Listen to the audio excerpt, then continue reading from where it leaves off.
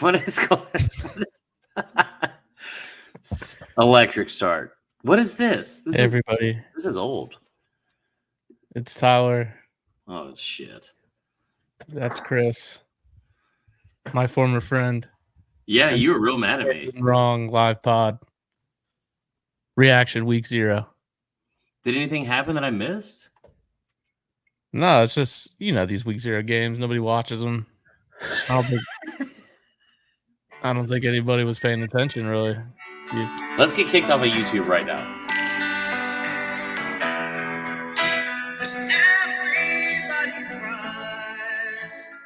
Yeah. Tyler, first off, how are you? Look, I mean, SMU pulled it out, and that's all that really matters. That could have been a huge upset. Some might say the biggest upset of the day would have been Nevada over SMU. 28-point favorites. SMU storms back in a classic matchup in front of 4,000 fans in Nevada. In the worst weather possible. Did you watch that game, by the way? I did. Dude. For a while we didn't do this on the pod because I was late to doing it, but the best bets, Big Picks Energy, was not great. I think listen, I'm going to take the heat for you on this because your team lost, but I said DJU might be a Heisman finalist. Yeah, that was a tough one. That's all I could think about as I watched him hold on to the ball for 5 seconds and then throw it into the ground in front of the receivers. Where I wish you could see a live stream of our texts. Because Tyler, first of all, let's start here. I had to miss the entire first half because I was at a birthday party for my nephew, and I put my phone on Do Not Disturb so I wouldn't get any. I looked at my text messages. I had like 150 missed text messages, and I was like, I don't know. Things are either going really good or really bad. Chris is trying to call me. I'm like, I can't answer. I don't know. He's going to tell me something before I even have the chance to tell him that I don't want to know what's going on. You did not tell me that you didn't want to know what was going on. Otherwise, I would not have told you. Well, that's why I put my phone on Do Not Disturb. Yeah, that has never stopped me from calling anyone before.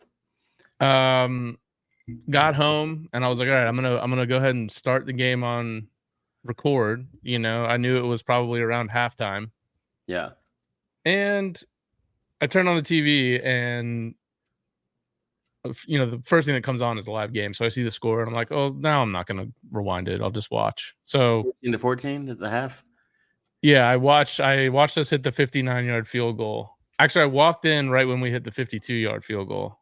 So, hey, good kicker. Yeah, what I watched on that field was extremely disappointing. It's hard to say that it was a flukish game. Like, as I was watching it, I was like, Georgia Tech is beating our ass. Manhandled. Yeah.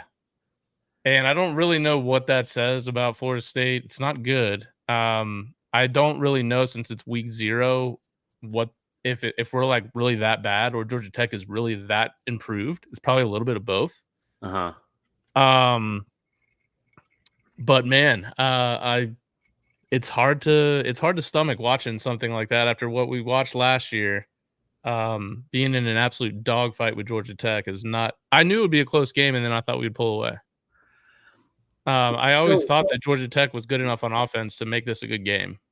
But I did say last pod, I said I'm having premonitions of us losing to Georgia Tech and then people just eating our shit for lunch on social media about bitching about not getting into the playoffs, which if you're dumb enough to think that the two are like the same thing, then I just feel sorry for you. But that's fine. We can have that discussion in a little bit. Oh, we're going to. If you're dumb enough to say they can't even win in the ACC and they want to sue to get out, I think you're dumb. You're a dumb human. Yeah. But that aside, fine. We lost to Georgia Tech 24-21. Okay, I need there to were 2 total possessions in the fourth quarter, one for each team.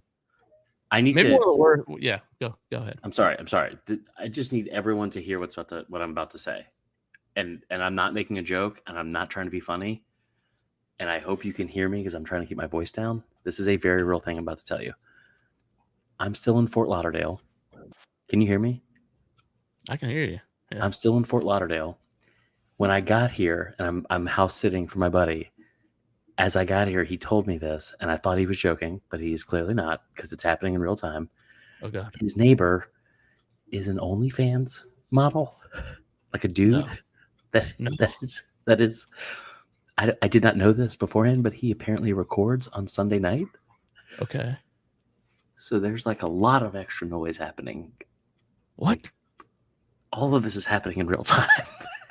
Hold on. And I'm not mature enough to handle it, for one. I have a few questions. Me too. So but this if you, is a male OnlyFans model? Yeah.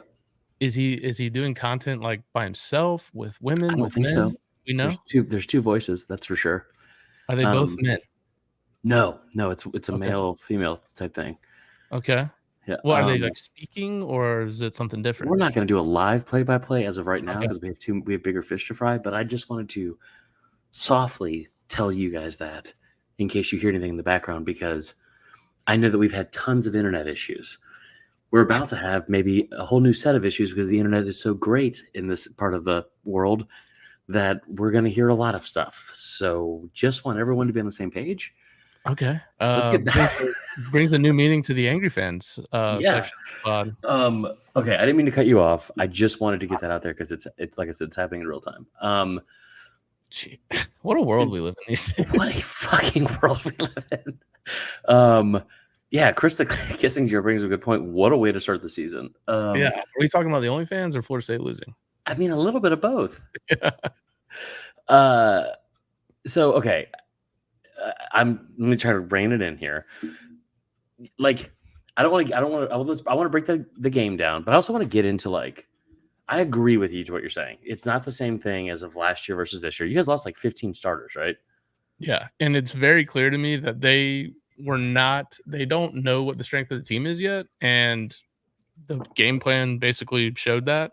Yeah. I think they know now that they can't rely on the receivers and DJU.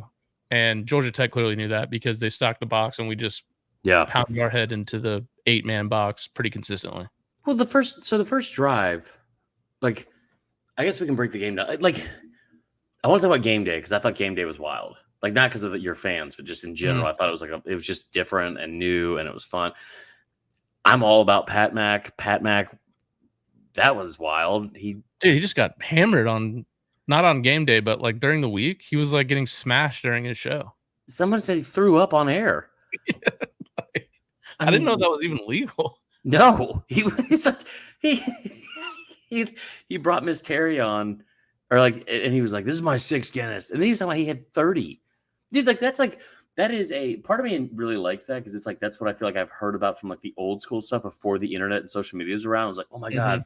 Vern Lundquist was out until fucking 3. The Tom Hart story still is like one of my favorite things. But like that was wild to watch. So I guess let's get into like the game itself first, and then we can talk about why the reaction is the way the reaction was. If you didn't catch the first half, like that's one of the things I was like, so there we go. So blown away about was that the first drive, you guys looked great. You had 7 plays, 75 yards, went right down the field, looked good in the passing game. Like great first play call to get we call DJU out in space, rolling him out to his right, having multiple options, not really checks down, but hits Roydell Williams for like an 18-yard gain, truck stick first play. Then they run to Roydell on the second play, 8-yard run. It was like, okay, they clearly know what they're doing. The play design on the first touchdown was fantastic. When you had Roydell come across basically the face of the other running back and be a lead blocker and then spring him free. I thought that was fantastic. But after that, Georgia Tech gets their scripted series and they looked great and they go right down the field. And it was not as effortless as y'all's. Like there was like some like broken plays or broken tackles or whatever. But we're going to talk about the newly married couple too on game day. Did you watch any game day? No, didn't see any game day. This is if you want like a PSA. I love my kids. I don't regret having them. But if you want like a PSA or maybe an example of what it's like to have kids, this is it. Yeah. It cuts into your college football, which is much more important, you know?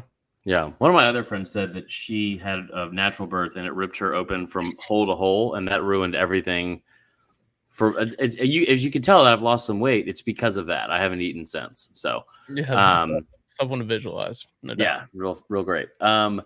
Okay, so here's the thing that I thought was most noticeable early on. It was like, okay, Tech comes back. Like, I mean, like, I love the fact that you guys came right out of the gate. You went right down the field. Like, you went for 2, and it was like Mike Norvell is not fucking around. He seemed like he was very serious. Seemed like he was focused. But what I did not see from your team in the first half or the second half, obviously, was when they got punched in the mouth or they had to adjust, they did not. Sorry, Krista. They did not make any adjustments. Like, and that's what was that was like pretty telling, because I do think that Florida State, especially with Jordan Travis a year ago, was one of the best teams in the country. And even without him, they should have made the college football playoff. We've all said that a million times. And I think that's completely fair. I understand why they didn't. I fully understand why they didn't. I think they should have made it. That we've talked about it over and over and over again. We'll probably say it again on the show. But watching Georgia Tech, and you knew they were going to be improved, because it was like they have you knew they were going to be improved because they had all 5 offensive linemen returning. They had a bunch of skill possession guys returning, and Brent Key is an offensive line coach, so you know they're going to be more physical up front. There's also still a part of even me that like wants to see Georgia Tech succeed, obviously, that is like, I'm going to have to believe this when I see it. Like, because they haven't recruited people to that school consistently in 20 plus years. They haven't had like a good offensive line that's with people. And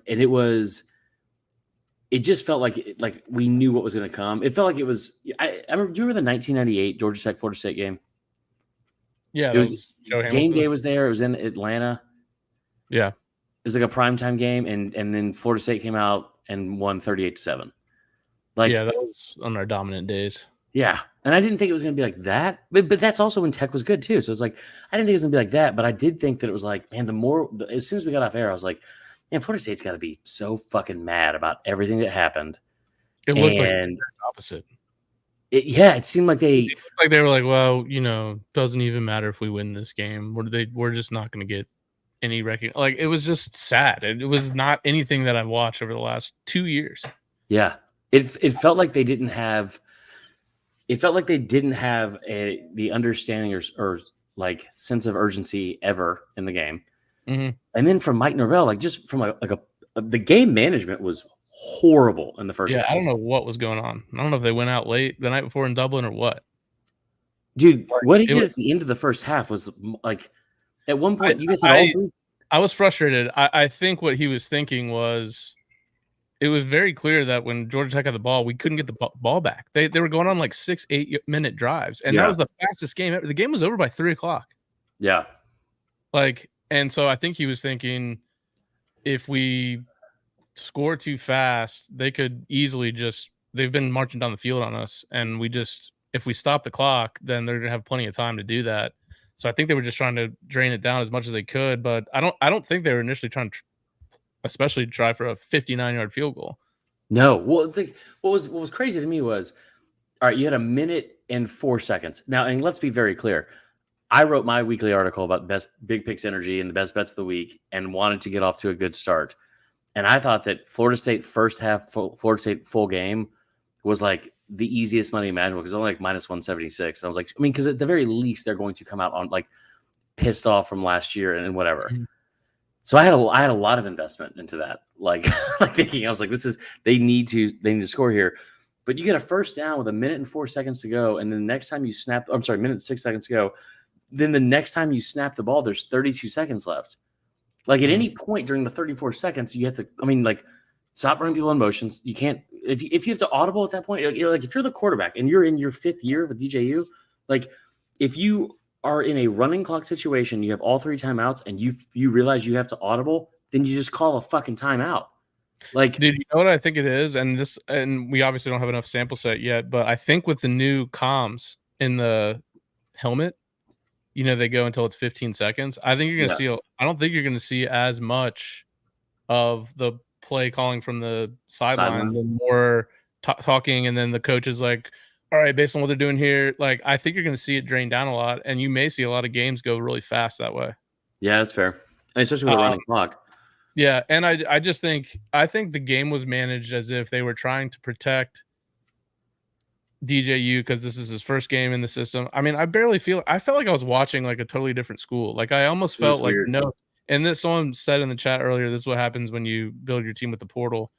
I mean, our team was built with the portal last year too, so I Yeah. don't totally agree with that. But at the same time, this is where these kind of things could come up, where it's like you look out there, the starting lineup: DJU, Malik Benson, Roydell Williams, Jalen Brown from LSU. All of our starters at the skill positions are all transferred in this year. So Yeah. it's just like how well it looked like the game was played, that those guys just weren't quite ready to put it out on the field against a defense they hadn't seen before. And that looks like how Norvell managed the game. It was just like, we'll pull it out in the end, but let's just shorten the game, keep running the ball. You know, they ran it very well all through camp, and it just backfired on them. And I think it was just a confluence of that and Georgia Tech being the exact opposite. At least on offense, they know exactly what they are. They have Bingo. all those That's the thing right there. They had their identity. There was never a fucking question of who they were going to be. Dude, like, you know what? The thing I noticed most, and I praise Bobo and Georgia for this all the time. And when he was there, Todd Monk and all that kind of stuff. There's no program in the country, I say it over and over again, that does a better job of spreading the ball around to their talent than Georgia. You see, Bama has been doing like a two-back system for a long time and getting guys equal carries, or not equal carries, but like figuring out like the right ways to like adjust the dial of like, all right, we need to get this person, or this guy needs a blow, or like we need to figure out a way to get everyone involved so people aren't taking plays off and on board. It never felt like Mike Norvell or the offensive play caller had an understanding of what they wanted to do past that play. Like it never felt like they had a plan past the play they were running right then. It was like me playing a video game. It was like, well, we'll see what happens next. Like, where are we at? Like, they didn't have I didn't think a great plan with the running back situation. Like it didn't. I thought for a while there you might see like Roydell punish people early and then bring in like the speed guy late, like, or vice versa, lean on him. And then you get to the fourth quarter and you're down 7, and y'all pull off like multiple fourth downs, and like and credit to DJU and the team for doing that. But that was like one of my favorite FSU fans, Jenny from Twitter. She was like, my coach has got some big fucking balls. And I was like, your coach has mismanaged most of this game and they're down 7 and they can't afford to punt. Like, and two, I'm not picking on Jenny by any means, because like she is like, she knows what she's talking about. Like, definitely been very aggressive on fourth down throughout his career. So that's probably where she gets that from. But yeah, we had to go for it in those situations. I mean, I think in this situation, like it was just like, it was the plays before that though. Like on the third down, it's like 3rd and 8, and they're running it straight into the line. It's like, can we try to get maybe like a 4th and manageable rather than 4th and 8, 4th and 7? Like, I think I tweeted about that. I was like, what the fuck? It's like a Mike Bobo play from 2010. It was like an inside draw or inside zone, like on 3rd and 9. They were, well, it's clearly 4 down territory. I was like, yeah, but you haven't run the ball effectively in like since really I felt like the first quarter. I mean, maybe I'm wrong about that, but I mean, it was the first quarter and first quarter alone. I mean, I don't look. I don't know that Georgia Tech has taken that many steps forward on defense. If they have, I mean, they're going to be a very tough out this year for whoever they play. I just think that Florida State, I don't know what happened. I mean, I'm interested, like, if they can be dominated on the line of scrimmage like that against a Georgia Tech, which, look, on the other side of that coin, they did lead the ACC in rushing last year, and they've got a very good O-line. So we knew that going in. Yeah. They proved that. But it was more concerning that their D-line got major push on our O-line. And that was something. They just kept 8 in the box. They kept blitzing that stupid white linebacker. And I don't know if he's white, but yeah. Or something. Helping you out, bro. I thought he was white. Yeah, he might be light skinned. He might be like got a little Drake in him. Right. You know what? We're not gonna say anything to get us actually canceled, but yeah, we'll have to we'll take it easy on that. No, I like the thing that was scariest to me, because it felt like that Florida State had clearly, the players at least, had kind of believed their own hype, and that was kind of upsetting to see. And because it's like, man, you had this opportunity to come in with a chip on your shoulder, and this is like how it turned out. So that even as like a person that was pulling for Tech, that bummed me out. Yeah, dude, I don't want to be like old guy yelling into the clouds, but like our two D tackles that were supposed to be like these two freaks, Yeah. they held out. They both threatened to transfer in the offseason.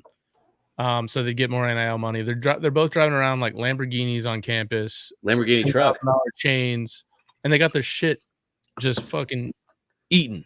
I mean, and that pisses me off, dude, because it's like, it looked like a team that didn't care, and that's not the culture of a Norvell team.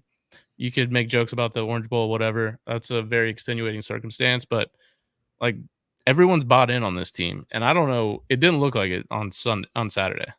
No, I think that was like the biggest difference. You also like you think about the leadership you had from last year, Jordan Travis, whoever like Jared Verse, like you had, like dude, Verse turned down first round money to come back for a year last year. I didn't see that kind of character. Like dude, here's the thing, in the portal especially, you're gonna miss on guys just like you miss on guys in high school. It's way more of a detriment if you miss on guys in the portal than it is out of high school, because in the portal, almost every single player that's coming to a big name school, especially if they're coming from another big name school, they're getting paid something. Like I know that whoever the O lineman was and Roydell Williams, when they met with whoever about coming back, they were kindly told like, no, you can explore other options. It's fine. Like based on what they wanted to get from NIL from Bama, right? Or just yeah. And so and that's like that's going to happen. Like that's totally fine. Because that's the other part of it too, is like you're gonna have to the roster management part and the actual financial like balancing a checkbook for these programs now. You're gonna have this stuff's not under the table. Like it's gonna be difficult for people. And so it kind of the defensive line thing, it kind of like rears the ugly head of fans where if you don't perform, you're gonna get shit on because of the amount of money you're making. It's kind of how we do with coaches for a long time. It's like you're not living up to what you're worth. Like you need to earn your keep and whatever else. This bourbon always makes me get the hiccups. But yeah, you know, it used to be like you'd almost feel bad like cutting down college kids because you'd be like, oh, I mean, they're out there just sacrificing their bodies for nothing. But now it's like, listen, motherfucker, you might be 21, but you make 3 times as much as I do. Yeah, not me either. I make a fuck ton. Yeah, and like that, you know, that's tough to do. Mm-hmm. No, but yeah, it's like you make like $20 more than me or something, bro. Yeah. If you're milli range, you know. I agree with what you're saying. I think it's, and then there's the other part of it too. It's like, all right, let's talk about the DJU part, because I got in typical Marler fashion. I started talking, and then I just fucking it's the Michael Scott thing. It's like sometimes it's hard sentence, and I don't even know where I'm going. And I just the moment I made the correlation of, hey, Hendon Hooker, Stetson Bennett, those were older guys that had been around forever. And look at the success they had at quarterback. And I was like, this could happen for DJU. And he was a talented kid coming out of high school.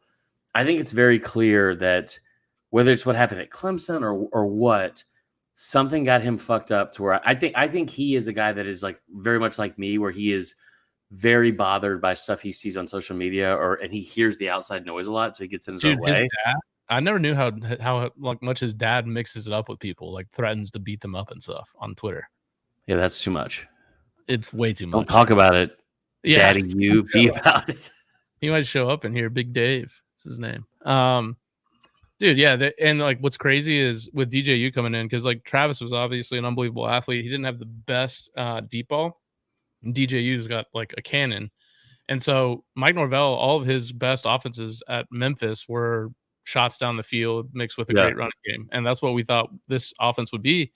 And like through 3 quarters, he was like his air yards or whatever they're saying was like negative. Like they were at like halftime, it was negative 0.1. I've never seen that before. There has to be more to the story, because this is Norvell's 4th or 5th season. There's nothing in any game we've ever played, even when we were at our very worst, that his offense looks like that. Yeah. So I don't know what's going on. It's very confusing to me. I don't think Georgia Tech was like that much more talented than they were this past year, that they would just like completely own you like that. So I don't know. They got to get it figured out. They got a game on Monday against an even better running quarterback. So yeah. Okay, we got the Georgia fans showing up, taking credit for why DJU is not good anymore because of a game that happened 3 years ago. So we're going to move on from that. Kirby didn't expose his weaknesses. I think he has a lot of weaknesses. Okay, let's get into this though. Now, this is the part I think that you're not going to enjoy as much, but I'm going to tell you. The reason why no one felt bad for Florida State is I like Mike Norvell a lot. I think he's a very likable coach. I thought he got outcoached, but I think he's a very likable coach. I want to pull for DJU mainly because I feel bad for the shit that I see about him on social media from all over the place. Like when Barstool's making fun of you about shit like that, it's like, fuck. That is, yeah. I mean, it's like you get it when it's like a Jameis Winston or a Johnny Manziel where they're just polarizing figures and people are gonna take their shots. But like this kid's like the nicest kid ever, and people just dog him all day on social media. That guy, dude, got a Circle K NIL deal, and it's like that's not dude, we got free hats from University Traditions, and I was like, we're fucking hitting the big time. This is awesome. Yeah. Like it's that part does suck, but here's the thing, and I think that it happens all the time nowadays, but not you.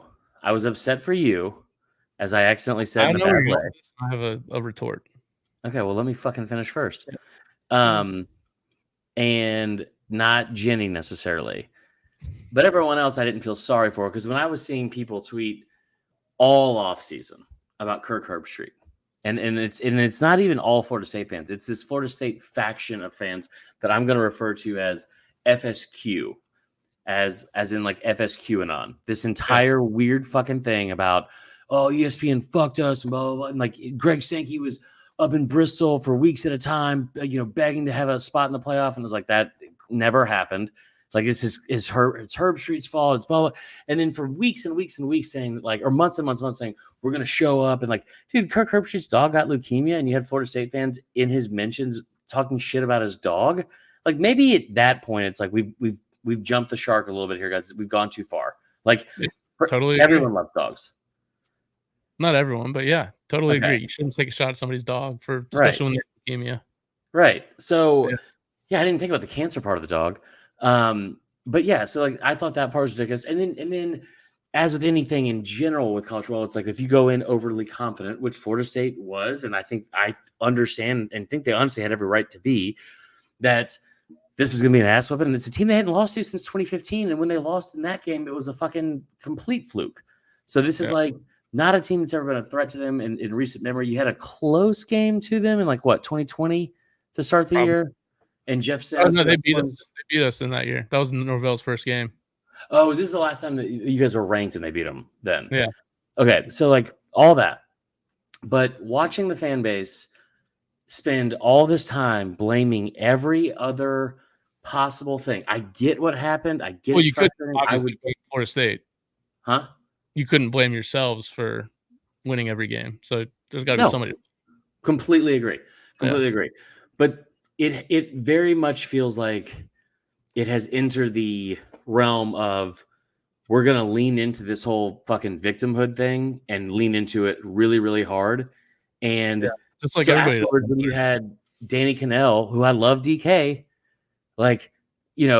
posting stuff about saying how Herbstreit and Saban should run for political office because they were gaslighting everybody, and how this whole thing happened. And then it was like, then you see him say the thing about how every single one of you that's in my mentions, I'm bookmarking this and I will be back, blah, blah. It's like, listen, like you guys opened yourselves up to this for months and months and months. And I think that the reason why it was such a shock to everyone is because you had to have known at some point you're going to lose a game, especially with this year's team and whether it's rebuilding, whatever.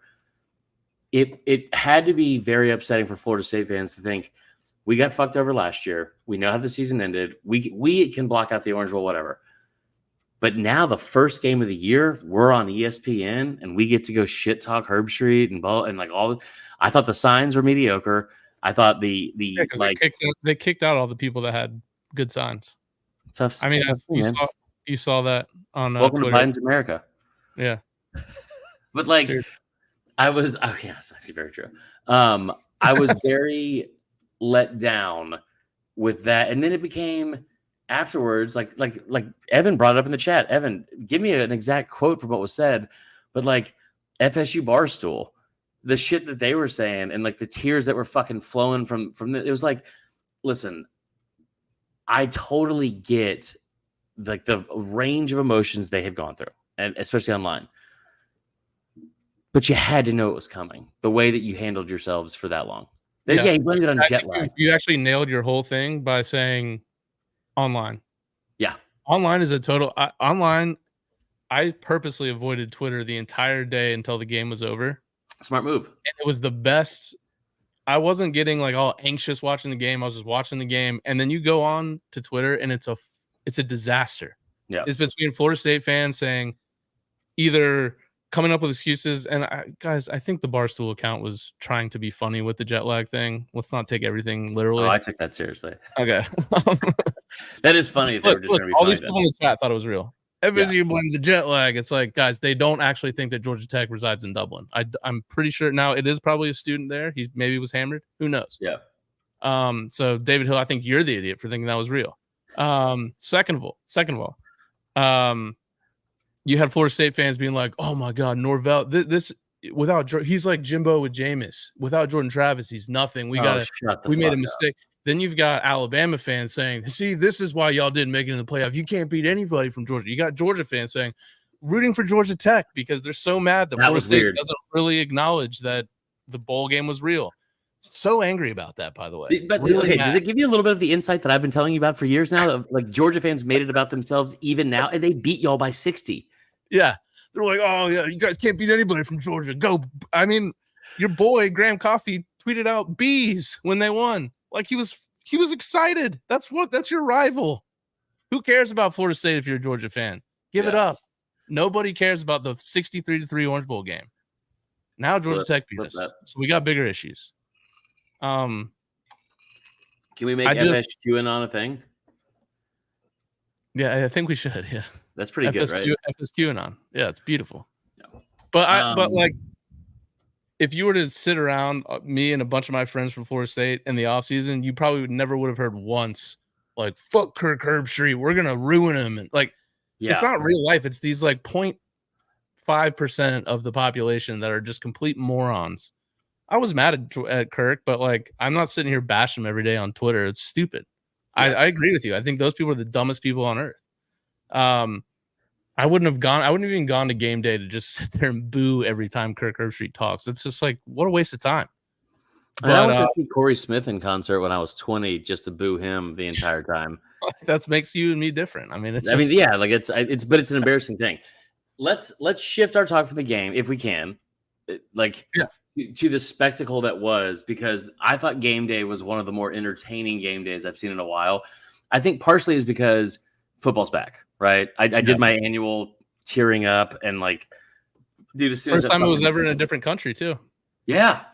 I was so happy it was back, and it felt like it like this offseason, especially for whatever reason, it felt like it's taken forever. Then it kind of felt like it was like kind of hurrying up.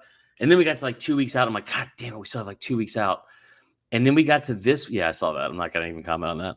And then we got to this part of the show, or this part of like the week when I was like, dude, football's in 2 days. And I was like having to be a grown up now and like get up at 7:30 with only one nap a day, doing my actual job now. So it was like, dude, when I got up on Saturday, I got up at 5:45 to pee because I'm old. And I couldn't go back to bed. I was up. I was fucking fired up. Like, it's game day. Like, here we go. Imagine next time. Dude, it's just so great that it's just so great that it's back. And the game day, like the start of it was really great. I was like super fired up on that. I will tell you this too. I don't know. You didn't watch it, so it's not gonna make any sense to you. I would have gone back and watched it had we won, but I was like, nah. Right before game day, they have like Sports Center. Yeah.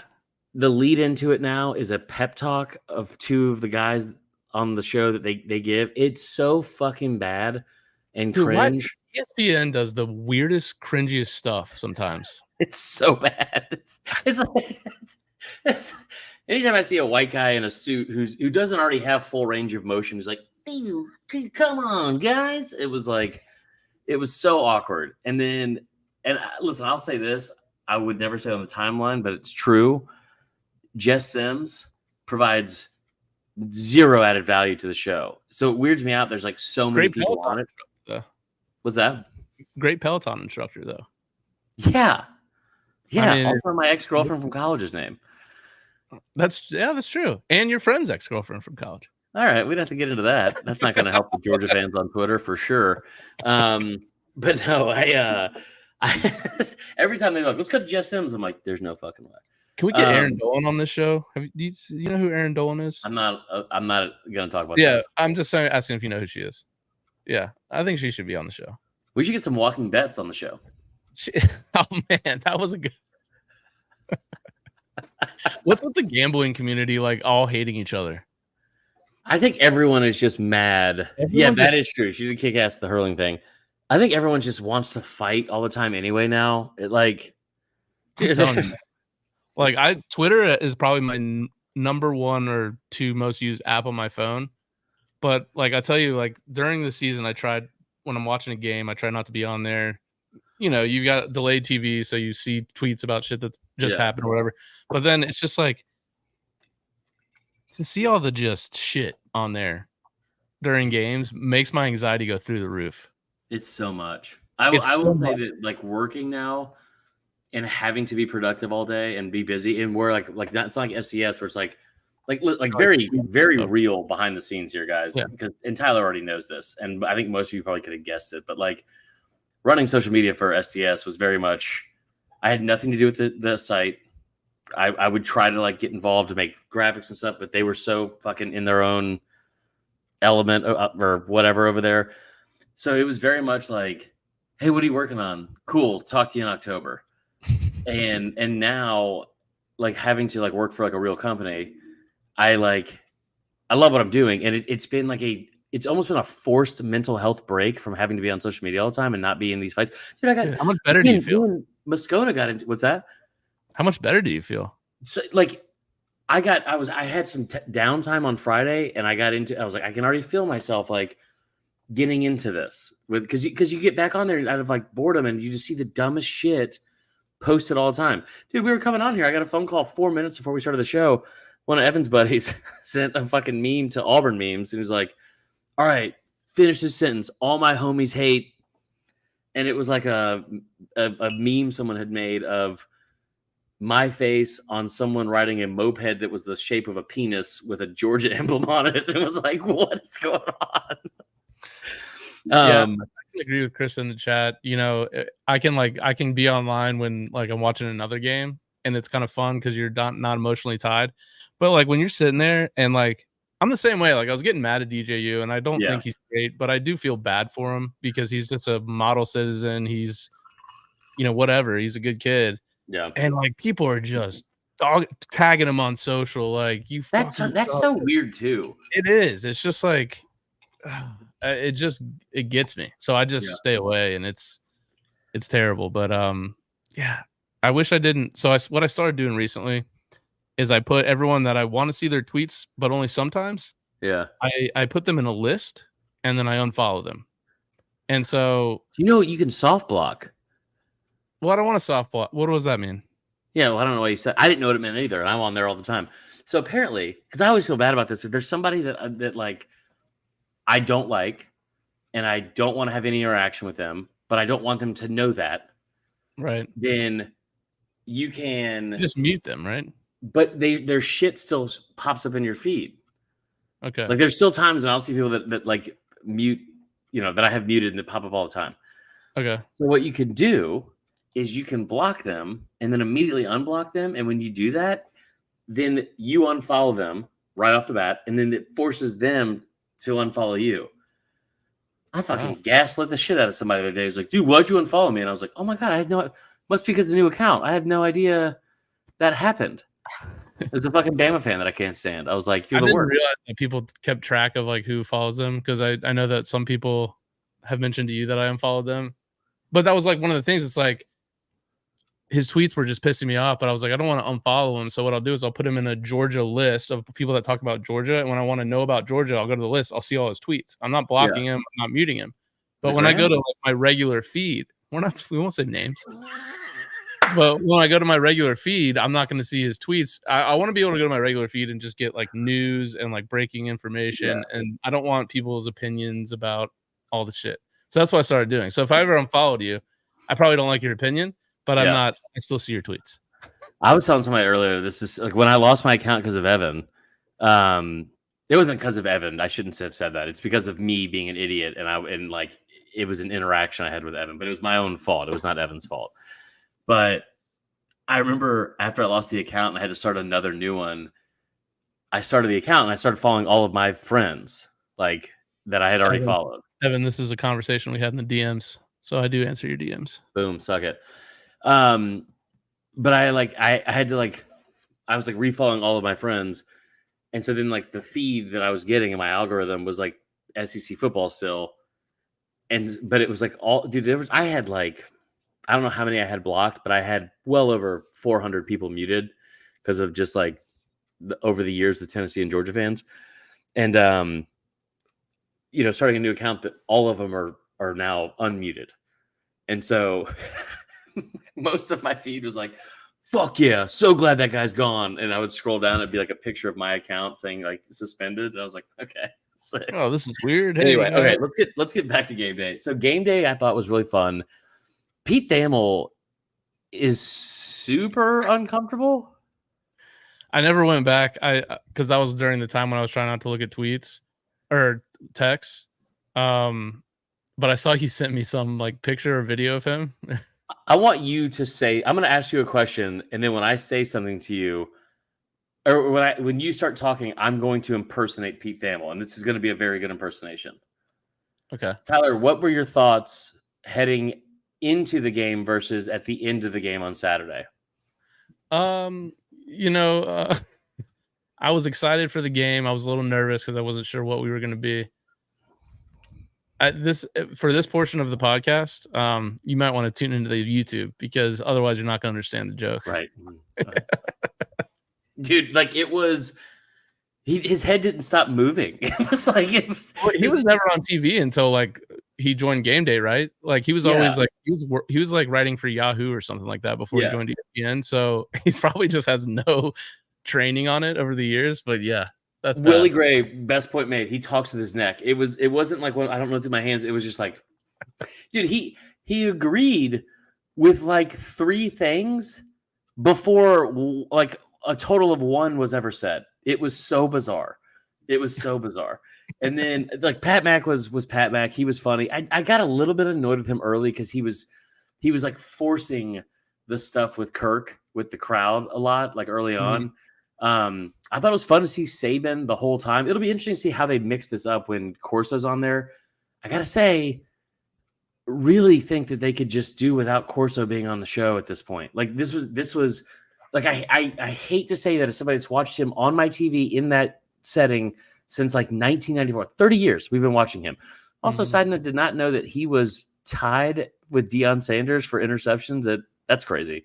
Yeah. But like the old Sunshine Scooter. But like that's not a 1940s nickname. I've never. So I just in those situations when you see names like that next to each other, I just wish that the one that is, how do I say this, black or current day could travel back in time. Like if I could see Dez Bryant go up against like 1940s receivers when I watched him in 2007, I was like the actual Fred Biletnikoff. It'd be awesome. No, anyway, so I thought it was like a good episode. It was like a lot of fun. Pat Mack was great. The crowd was good, but it was also one of those weird things where it's like the crowd had to leave because you weren't outside the stadium. You were like down the street. I thought Saban was awesome. I thought he did like a really good job. I'm obviously very biased about that, but I thought he did a really good job. And yeah, that's a good point from William Gray. Just bring him on for the headgear pick, and that's it. Because other than that, it's like, I mean, it's tough because you don't want to make fun of him. He's I think someone else said in the chat, like it is like Biden. It's like you're just holding your breath when he talks because you're just like he's going to start fumbling his words, and it's just uncomfortable. Right. It's just like, yeah, I don't know. The only difference is like when Biden does it, half of the the people watching are like, yeah, I knew it. Like, fuck that guy. Of course, we're all just like, that guy's got no mind. I told you all. Yeah. Maybe we get Corso whatever Biden took during the State of the Union address. Like, pump him full of 40 milligrams and see where it takes him. And yeah, I got to say the other big problem and issue with it is that one of them actually runs our country. We're not going to get into that. We can't. we're not sponsored by anybody anymore. So it's like, we don't have to get political. Let's alienate people. No. Also, and again, stop hating people for who they vote for. It doesn't fucking matter. Did I tell you about when I said that? And that person said, yeah, just say you hate everyone. I was like, what the fuck? Anyway, back to the exact opposite. I thought Saban was great. I also thought one of the dumbest things I've seen in a while. You know, Alex Kirshner? Yeah, I've heard the name. I think he's on Split Zone Duo. It's like a very popular college football podcast. Like, I'm sure they do great work. I know it's like a very popular one. So sure, he does a great job.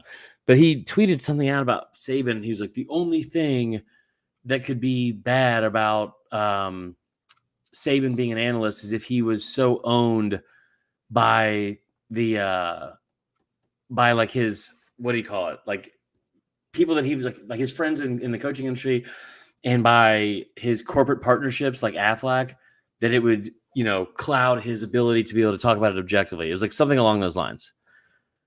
And it's because he said, I think Deion Sanders is doing a great job. That is a wild take. It's very fair. I think he said good job. Or he's a good coach. Yeah.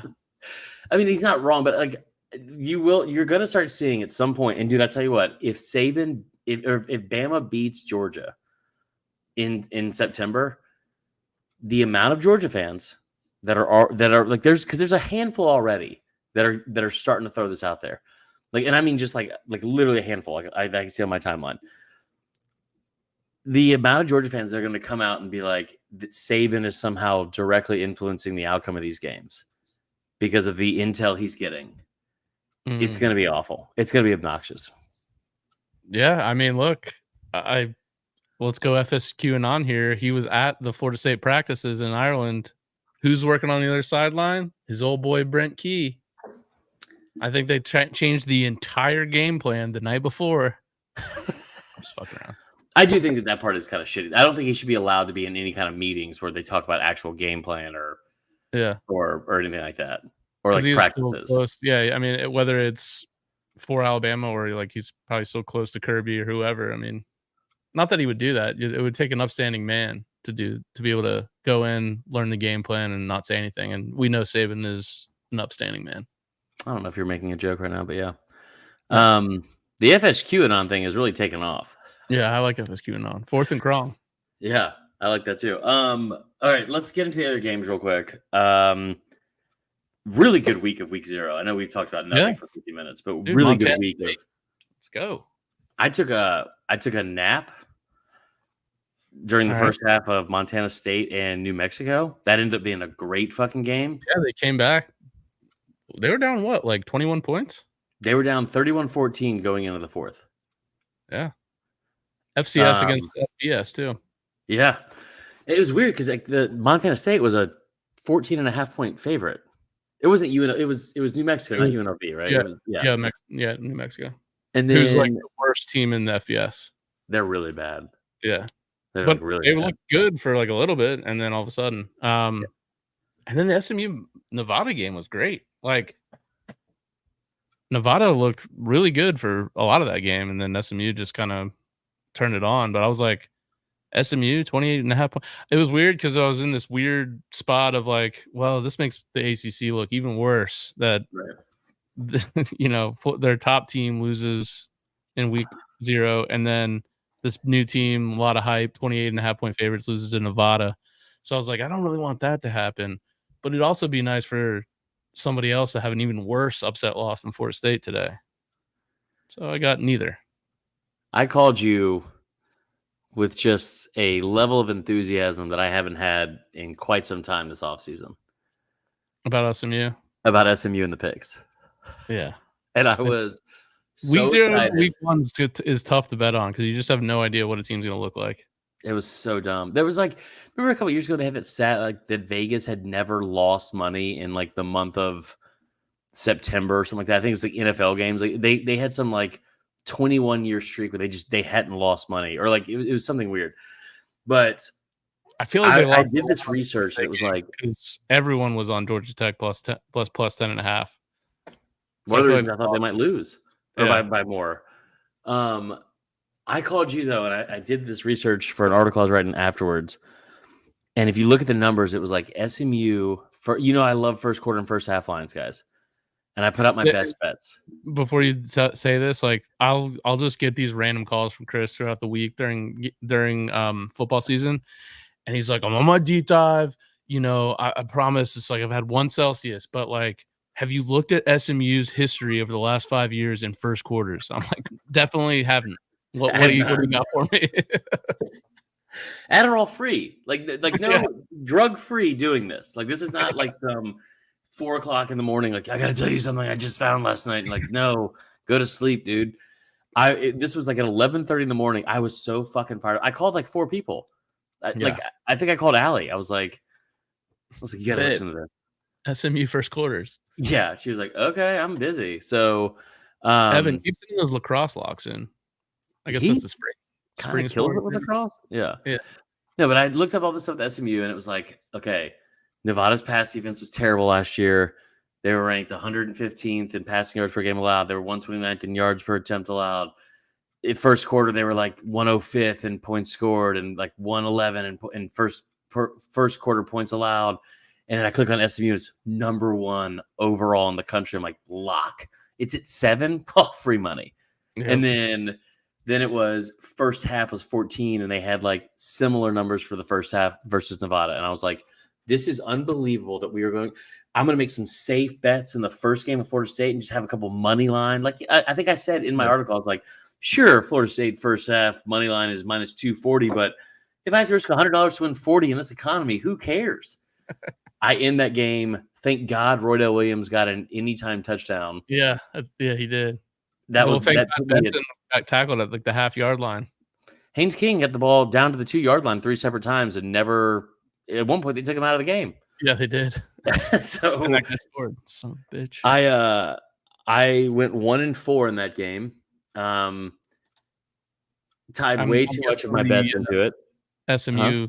I'm guessing the SMU game didn't go well either. I was 1-6, and I had my lock of the week as Preston Barnes, the quarterback for SMU, over 225 passing yards. I already told you the passing stats. Also known as Preston Stone. What did I say? Preston Barnes. Preston Barnes is just an Auburn fan on Twitter. So Preston Stone. Preston Stone, over 225 yards, lock of the week, Tyler. And he was 3 of 10 for 41 yards in the first half. Yeah, he was replaced at one point. When I started watching it, there was another kid in there. I was like, who is this guy? Why is Preston Stone not in? Well, dude, like 20 minutes after I submitted the article and it posted, I got a DM from my buddy Parlay P on Twitter, and he was like, have you not seen this? And it was like, Preston Stone broke his leg last year. He was out the entire spring. So this backup is the quarterback, like, and what's his name? Rhett Lashley was like very like adamant that he was going to play and split snaps in the first half of this game. And he was like 4 or 5 for 57 yards. Didn't see that. Yeah. I did not see that. So hey, you know what? You come out week 0 just firing. You don't read articles. You just go. Sometimes I read so much. You think DJU might be a Heisman candidate? You fire on that. You just whatever you want to do. I had my pencil and notebook out, but I'll say this: I was 1 of 6, about to go 1 of 7. Preston Stone was at 220 yards on the final drive, and on 3rd and 10, they threw the ball into the corner of the end zone, just because they were in field goal range, and the receiver made a sliding catch. Yep, for like a 34-yard touchdown, and I hit, and I was like, "Oh my god!" So finished up 2 and 6, baby. Nice, good for you. I can't wait for this Saturday, mainly because Florida State doesn't play, which I'm just looking forward to. But I am looking forward to us being the only game on TV again on Monday and probably struggling. But do you want to do something on Saturday night? I have the kids. Okay, I might be able to. It depends. I might be able to get out for the night game. It would be in Atlanta.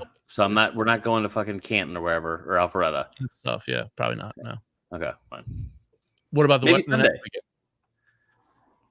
I also have them on Sunday. What about the next weekend? I do not have my kids that weekend. Okay, we should make plans for live podcasts like this. Yeah, we could have planned this off air. I actually want to see Shane Gillis next Saturday, not Labor Day weekend, but the weekend after. Yeah. Where's he at? Gas South in Duluth. Holy shit. Yeah. I think he's playing back-to-back nights too. Oh, I saw ZZ Top there. All right. You want to get to Angry Fans? Do we have a voicemail? We have 5 voicemails. 2 of them, one came on Wednesday and it was just like, I'm not going to play it because it's 2.5 minutes long. So guys, one thing I forgot to put in my email is like typically we're trying to keep these voicemails not like very extensive. If we just did a 60-minute show on basically one game. Yeah. But he was just like, everybody like and subscribe. Love the work you guys put in. He called me a stubborn Florida State fan. He called you a douchebag. Did he really? No, he didn't do that. Okay. And then someone just called in as the podcast has been playing, and it's 2 minutes long, so I'm not going to play that one either. But we do have. Is it good?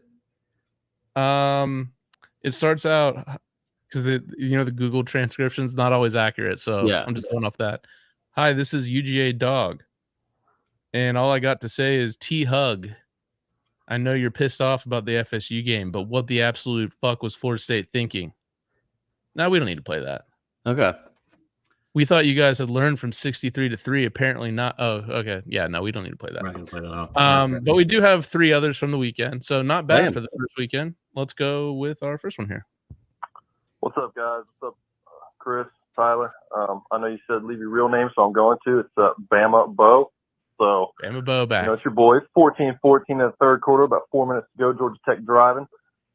Tyler, I know you're kind of sweating in your boots a little bit, but I mean Georgia Tech's a tough team, and Florida State's got a lot to replace. So who knows? But I do expect to see those feet picks, Chris.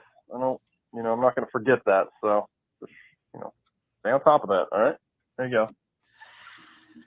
Hey guys, the feet picks. I'm glad that Bama was there. Anyway, watching the game, same thing both said. Long story short, I hate DJ Uyunglele, or however you say his name. Hated him day one at Clemson. Hated him, I think it was Oregon State last year, right? Yeah. Anyway, I'm not saying I want Tech to win. I'm just happy college football's back, and I'm here for the feet pictures. Go Tech. Dude, I love that those guys watch. They're not even. Bama wasn't even on. They're watching together. Bama, Bo, and Logan, 2 of my favorite. I didn't hear that first part. That's awesome. I love that. Yeah, they're great. We should just have them on the show. We should. Well, one day I think we could make like a live call-in happen. Yeah.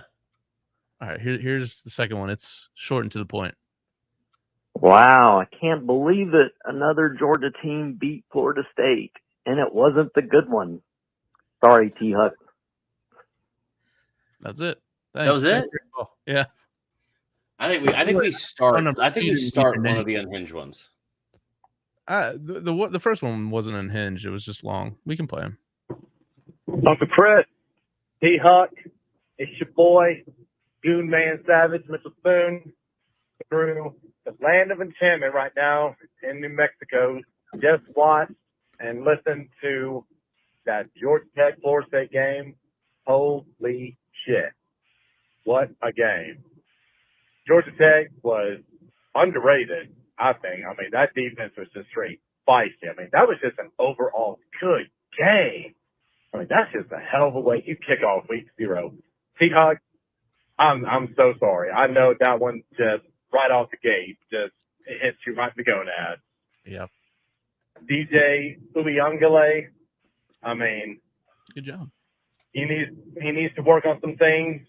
That one critical throw that could have been a touchdown. Yeah, that was tough. It was just underthrown. I mean, I feel for you, Seahawks. But Uncle Chris, you and me, my guy. Woo! Georgia Tech, baby! Well, got to run. Eyes on the road. But always, roll tide. Roll tide.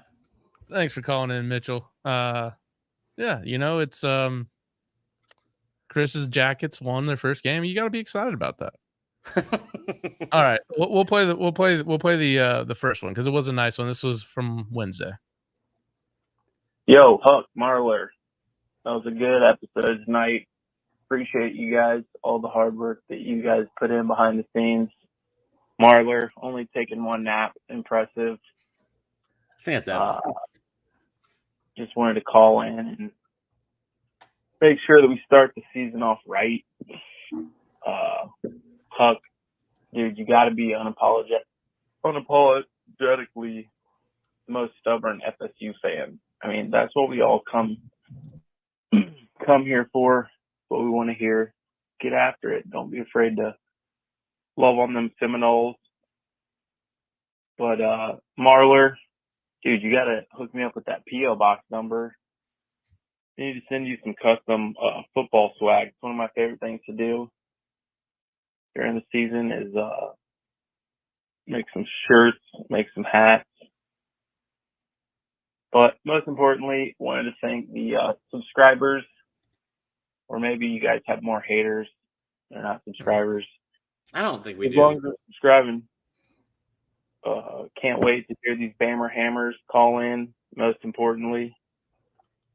And, Yeah. But I'm gonna pause it real quick. I can't tell if he's hammered, like tired. This came in at 10 o'clock on Wednesday night. I was going to ask you what time it was. Do we Yeah. have it set up for Eastern time? It's Eastern time. Yeah. I have bad news, and that's the person that's upstairs is vacuuming, and that is somehow louder than the actual sex that's happening roughly 3 feet from me right now through a wall. So Can we get this guy's OnlyFans name? I don't know how to ask that. So here's the thing. Knock on his door. Here's the thing. I'm in like, I think it's called Wilton Manors. Okay. Wait, why Have are you you heard of telling people that? where you are right now? Huh? Why are you telling everybody where you are right now? Oh, yeah, I There's probably shouldn't tell you. 747 people in here. Just Google Wilton Manors. No, don't. Because Because they're not going to know where you are. no one's going to Google. No one's going to know where I am. But it's a very specific area Okay. for a very specific group. And Okay. Your buddy lives there? it doesn't matter. But yeah. And so he's like, I told you, he's like on an Eat, Pray, Love thing. I love Casey to death. He had, I forgot what type it was, but he had cancer. It's the second time he's had it. It went into remission. He beat it. Like he's celebrating with a cruise to Alaska. I think he just landed in Canada. He's got like a 14-year-old dog, Henry, who's the best. He's over here. So it's like, and also the internet works. So this has been like a win-win-win for everyone down here. It's been Even a old, Dirk Diggler over there. from what it sounds like it was a mutual climactic win from the next door neighbor. This is unbelievable. What if, like, during the show you just see like the fucking drywall come through and it's just a head? It's just, I mean, like, Oh, yeah, there's gonna be some sort of head going on there. That's for sure. Yeah. Well, guys, don't forget to call in. This weekend's going to be epic. You've got Georgia Clemson at 12, Florida Miami at 3:30, A&M Notre Dame at night. yeah. And Sunday you got USC LSU. I'm It's pumped going to for be a that. great weekend. So don't forget to Vegas. call us. And what time does Bama play? 7:00. So Bama's on at 7. Auburn's on at 7:30. A&M's at 7:30. I mean, dude, it's like from start to finish, there's some good football on all fucking day. Dude, Thursday we get Colorado and North Dakota State. Yeah, good game. We get Mizzou is playing, so I'm gonna go watch that with Jeff. Arkansas starts against, like, in the Petrino era. Like, there's like storylines all weekend. Friday is Oklahoma, who's playing Temple, which is like nothing but it's Jackson Arnold. Like, we get games all the way through Monday night. I'm fired up, man. It's just gonna be so good. This is how college football should start. Just first weekend, week 1, maybe not week 0, but week 1, just awesome games off the bat. Yeah. They did a great job of that this year. I mean, like Florida Miami is not necessarily like, I think it's going to be a great game. Yeah. Wait, which Yeah, one? how we feeling? Florida Miami? Yeah. Yeah. Yeah, but like Florida's not. I'm not saying it's like not like a ranked matchup, but it's still going to be a good game. Who are you pulling for in that one, real quick? Rob. Oh man, I'm not really pulling for anybody, but who do I want to lose? Yeah, it's like an Auburn, Tennessee for me, I feel like. Yeah, probably Miami. Okay. Because it's in conference, and so there's no. That's not a conference loss though, so that doesn't matter. But I do think that they have more momentum on like the recruiting trail. So and Miami's also been a program that like once they start losing, they just kind of give up and their team just falters off the end of the season. So I'd love for them to start racking up some losses before we have to play them, because now I'm not feeling so confident in that game. So I'll probably root's a strong word. I'll root for Miami to lose. Okay. Well, I'm excited either way, man. Should be a fun one. Chris is going to Vegas for that game, LSU USC. That line has dropped down to 4.5, which is kind of interesting. I will say this before we close. Do us a favor, like and subscribe. We're like, I think on YouTube especially, we're at like 445. We need 500 total subscribers to start being able to actually make money off the show. We should have been pushing this a while ago, but obviously everything the off season and the what do you call it, the internet, so we're gonna ramp things up here. We're going to 2 episodes a week, so we're pretty excited about that. So we'll be back on Wednesday night. We could do a live show. Like you guys, we'll crowdsource this like we do everything else. Tell us if we should do a live show or versus a, what do you call it, show, like a recorded show, whatever. Yeah, I think these will always be live, the reactions, but the Wednesday ones where we're previewing, tell us if you guys like doing the lives or you'd rather just have it hit your Spotify and Apple Podcast the next day. We could do either. So sometimes during the season, if we have guests on, they can only record like during the day, so we have to record, like 1 o'clock. So maybe those we wouldn't be able to go live anyways. But anyways, David Hill, been real quick since day one. Appreciate that. Appreciate that, David Hill. Just let me shamelessly plug all the other shit that I have to do. Okay. If you don't mind. New website that we've launched over for ESPN in 104.5 in Baton Rouge. I know Krista is familiar. Appreciate that. Appreciate all you guys. What's this? What are you doing? Why?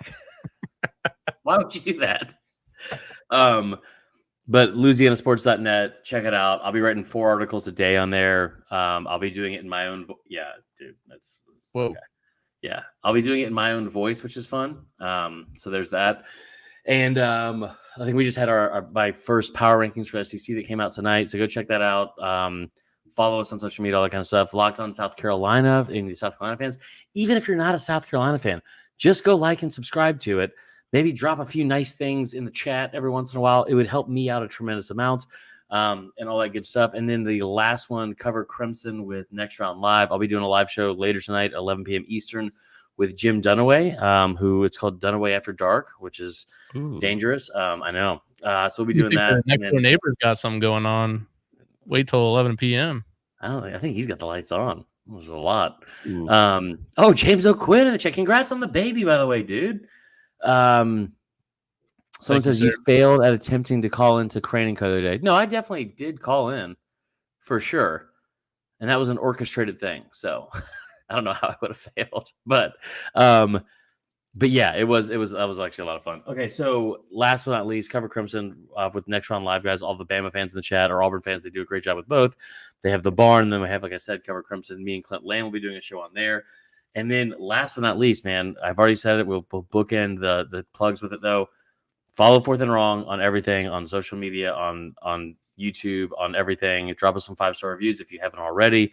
We are getting this thing cranked back up. And I'm pretty pumped because it feels like the Ricky Bobby moment where we get to, we don't have the fucking Fig Newton thing over the front of the windshield. Like, we get to do whatever we want. And that's most likely going to lead to just me saying worse words and talk about somebody having sex live on air, but still a fun time. So there you go. Yeah, it is fun.